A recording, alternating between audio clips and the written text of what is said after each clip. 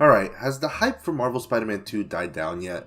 For a while, it felt like I couldn't talk negatively about the game because it was new and fun and all that. Now, I know I'm a bit of a negative Nancy here, and I have been on the channel, but I just want to be honest with my content and what I say. Now, I'm not going to go into racist shit like saying, oh, this game sucks because Miles becomes the main Spider-Man, without providing a solid reason why this extremely well-written character should not be the main Spider-Man in a story where he's being groomed to become the main Spider-Man. Look, my issues with the game have nothing to do with Miles or Peter. As a matter of fact, I think Miles is one of the best written characters in this whole universe. Although, I do feel like his inclusion in this game is a bit forced at times. And I probably would have preferred if Miles had a second solo game instead of being in this one. So let's talk about why I think Marvel Spider-Man 2 is a bit disappointing. Starting off, let me talk on a positive, and this one is where credit is most due.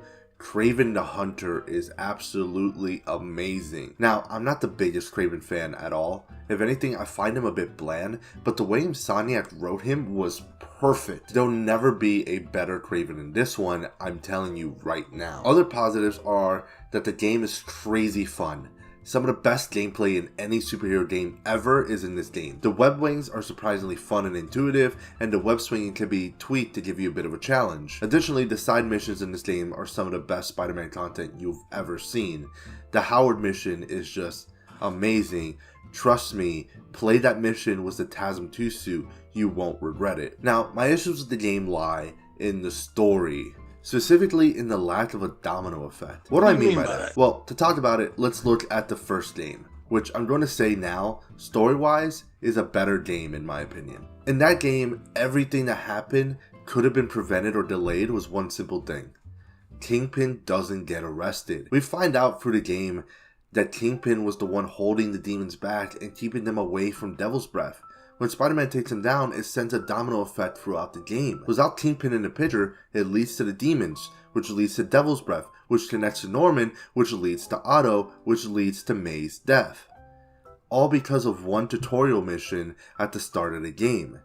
It all connects naturally and isn't based on circumstantial things happening. It's a clear case of this happened because of this. Where Marvel Spider-Man 2 falters is in the complete opposite. The game is less about this happened because of this, and more like this just so happens. Now, coincidences are in every story. Even in the first game, the main villain just so happens to be the one who was working with Norman, who just so happened to be the one who created Mr. Negative and has Devil's Breath. But the difference is that any coincidence in that game all leads back to Norman. He is the driving factor and motivation of the main villain in the story. In Marvel Spider-Man 2, there's some of that, I guess, but not really. Here's what I mean. Kraven just so happens to be dying, and wants to die fighting, which leads to him going to New York to hunt after the Lizard, which just so happens to be the guy responsible for keeping the symbiote at bay, which just so happens to be on Spider-Man's best friend, who just so happens to turn into a dangerous monster, who just so happens to be the one who gives Kraven what he wants. Kraven and the symbiote don't connect at all. He just so happens to be in New York at the same time as the Venom storyline is unfolding, and the Venom symbiote just so happens to be motivated to kill him because Kraven just so happens to be in New York trying to get killed. By the way, I know I'm oversimplifying it a lot, but there's no connection there to make these coincidences fit into the larger story. And that's not the only instance. Kraven just so happens to have also been hunting Mr. Negative, who just so happens to be the person who killed Miles' dad, who just so happens to be the one who could give Peter the ability to defeat the symbiote.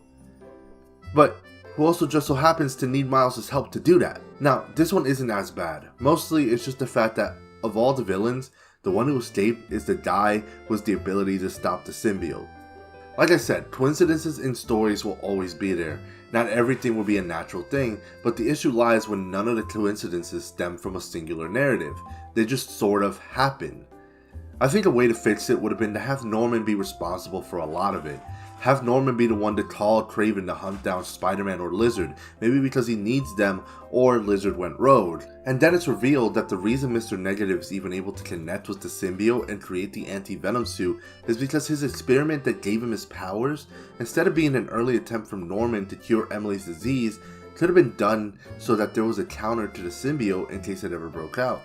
Sure, it's still coincidental, but at least it ties back to a theme that connects to another story as well. I think doing that would have centered Norman as the main overarching villain much more than he already is. Now, before I end the video, I just want to nitpick and say, Norman may as well not have been in the game. He's so not involved that I would have preferred if he wasn't even in there. And I'm sorry, look, I'm not a comic purist, I don't care that Harry is Venom. I do care about the fact that Harry is a complete dork, and I could never take him seriously as Venom. And lastly, that suit Miles wears is awful. That is the coldest take in the world. It's incredible that there was a better color option and they went with that shit instead. And that's the end of the video. Look, agree with me, disagree with me, it's fine. It's my opinion at the end of the day, and if you disagree, you have every right to, and you should let me know why you disagree in the comments below. I'm always open to changing my mind. Thank you all for watching, and I'll see you all next time.